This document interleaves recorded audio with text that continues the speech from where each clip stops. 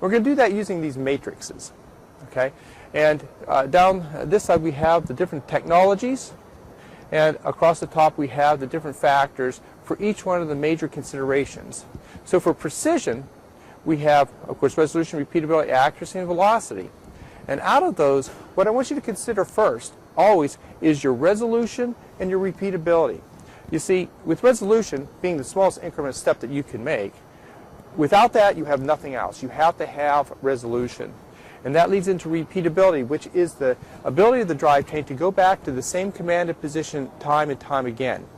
90% of applications, that's all they require, because your process is repeatable. You're going to do the same process. You're going to go to the same location. Most of the time you teach what those locations are, and the process runs. And all you really need is repeatability. If you do need accuracy, which is being able to tell it to go a certain exact distance, well, that costs money. You always pay for higher accuracy, either in a drivetrain or a feedback device. So if you can get away with repeatability, you should. Okay? So you always need these. And the first thing to think about is your application needs. Not necessarily that it's the best. For here, linear motors, you can get your best repeatability out of there, and ball screws are very good. But if you're moving test tubes around and you only need to be in position within 100 microns or 200 microns, there's no sense in going to these technologies. Go to a belt drive or a rack and pinion, and it'll give you the performance you need with lower cost.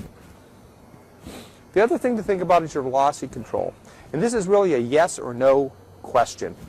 If you really need to control how well you move from point A to point B during that time, so if you're moving at 100 millimeters a second and you really have to maintain that speed for your process, then you might need velocity control. And linear motors are very good at that, and so is ball screws. They're very good at that. The other ones aren't near as good. But you have to decide if you need it. You may need that if you're doing on-the-fly deposits in microwells. You might need that if you're scanning cellular structures or something like that. If you're moving test tubes or you're just going to positions in a microplate, you certainly don't need this, and you certainly don't want to pay for that level of control.